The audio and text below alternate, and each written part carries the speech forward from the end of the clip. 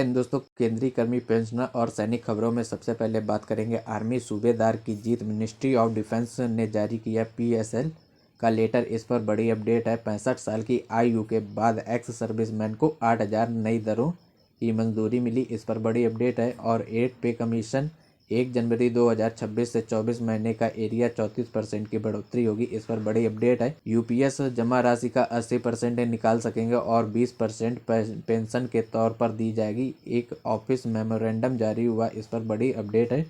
Toll plaza में पूर्व सैनिक ने शुरू किया आमरण अनशन। इस पर बड़ी अपडेट। तो सबसे पहले बात करेंगे कि मिनिस्ट्री ऑफ डिफेंस ने एक पीएसएल लेटर जारी किया है। और यह पीएसएल लेटर जारी तब हुआ है जब कोर्ट में शानदार जीत हुई है। Provisional joining letter PSL 2024 quota यानी कि 2024 कोटा के तहत एक जेएसओआर है नेवस तेरी गोपी कोर्ट में जीत हुई है। और बता दें कि यह जो परमानेंट कमीशन इसको मिला है स्पेशलिस्ट के कोर्स के लिए 2024 कोटा में उनकी कोर्ट में जीत हुई है। उसके बाद रक्षा मंत्रालय ने यह लेटर जारी कर दिया है और उसमें कहा है कि इंडियन मिलिट्री एकेडमी में 8 नवंबर 2025 को यह रिपोर्ट बता दें। ये केस एएफटी में था। उसके बाद अवमानना के डर केस जीतने के बाद काफ़ी दिनों तक यह मैटर पेंडिंग रहा, लेकिन अवमानना का ये केस जैसे ही डाला उसके बाद रक्षा मंत्रालय ने एक्शन में आया और उसको ज्वाइनिंग लेटर दे दिया। सूबेदार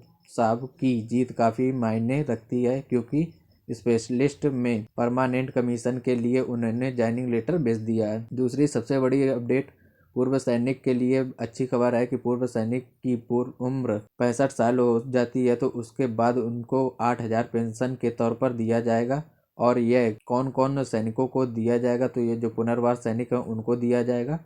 और जो सैनिक पुनर्वास के लिए एक गठित विशेष नीति का प्रबंधन समिति के विभिन्न कल्याणकारी योजनाओं की दरों को मंजूरी दी है और उसमें वृद्धि की है। समिति की बैठक आज सचिवालय चंडीगढ़ में मुख्य सचिव एस राजेश प्रसाद के अध्यक्षता में आयोजित की गई। यह समिति ने पूर्व सैनिक जेएसओआर को दी जाने वाली वित्तीय सहायता में 5,000 से बढ़ाकर 8,000 करने की मंजूरी दी है, जिन्हें बिना पेंशन या सेवा के मुक्त कर दिया गया है। और यह 65 साल की उम्र के बाद राशि दी जाएगी। कई एक्स सर्विसमैन जेएसओआर ऐसे भी होते हैं जिन्हें किसी कारणवश उन्हें पेंशन नहीं मिल पाती है, पूरी सर्विस नहीं हो पाती है, तो उन्हें जब मुक्त कर दिया जाएगा तो उन्हें उनके उम्र पर 65 साल की उम्र पर 5,000 से बढ़ाकर 8,000 रुपये दिए जाने लगेंगे। और यह पूरे देश के पूर्व सैनिक के लिए लागू कर दिया गया। बता दें इससे पहले रक्षा मंत्रालय ने यह लेटर जारी किया है कि मंजूरी दे दी गई है जिसको पेंशन नहीं मिली है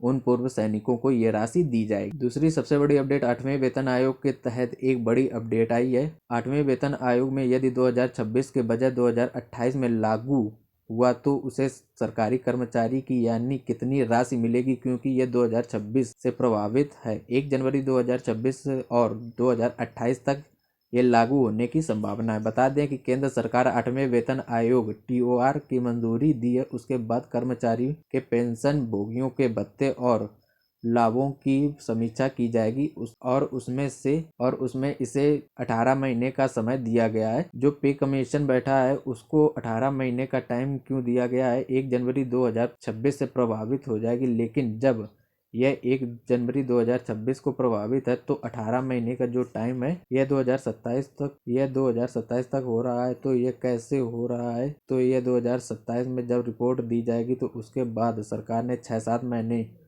और ले सकती है, यानी कि 2028 में लागू किया जाएगा। लेकिन आपको पिछला एरिया 1 जनवरी 2026 और 2028 तक दिया जाएगा। जब यह लागू किया जाएगा तो 24 महीने जो एरिया होगा सारी राशि आपका जितना बेसिक होगा प्लस डीए मर्ज करके दिया जाएगा। उसमें सरकार कुछ बढ़ोतरी करेगी। वह सरकार अनुमान के मुताबिक बताया जा रहा है कि 34% तक की बढ़ोतरी कर सकती है। बेसिक में डीए मर्ज होने के बाद बढ़ोतरी होती है, यह 37% की बढ़ोतरी होती है टोटल सैलरी में। तो फिर उसको यह एरिया जो बनेगा 24 महीने का एरिया साथ मिलेगा 1 जनवरी 2026 से, और जब लागू होगा तब एरिया भी दिया जाएगा। वो राशि 34% की बढ़ोतरी होगी, जैसा कि आप रिपोर्ट में देख सकते हैं एम्बेड कैपिटल के रिपोर्ट, जिसमें कहा गया है कि 34% तक पेंशन और सैलरी में वृद्धि हो सकती है, जो न्यूनतम वेतन 18,000 है, जो कि बढ़कर 35,000 हो सकती है। 34% की बढ़ोतरी हो सकती है। एक दूसरी बड़ी अपडेट 8वें वेतन आयोग से संबंधित खबर थी, जिसके बाद एनपीएस के संबंधित खबर आई है और इसके लिए भारत सरकार ने एक ऑफिस मेमोरेंडम जारी किया है। ये राष्ट्रीय पेंशन योजना यानी कि यूपीएस नियम में बदलाव किया गया है।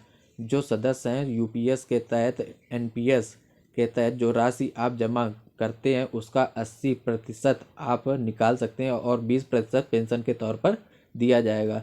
आपको बता दिया जाएगा, पहले ये लिमिट कम थी लेकिन अब ये 80% कर दिया गया है। आप 80% पैसा निकाल सकते हैं, 20% पेंशन के तौर पर दिया जाएगा, लेकिन जो पेंशन बनेगी वो 20% के हिसाब पर ही बनेगी। पेंशन कम बनेगी, लेकिन अच्छी बात यह है कि आप सेवानिवृत्त होने के बाद 80% जो आपने पैसा जमा किया उसमें सरकार भी कंट्रीब्यूट करती है और वह पैसा आप 80% तक निकाल सकते हैं। एक दूसरी खबर, टोल प्लाजा में ठेकेदार के खिलाफ पूर्व सैनिक का आमरण अनशन हुआ शुरू।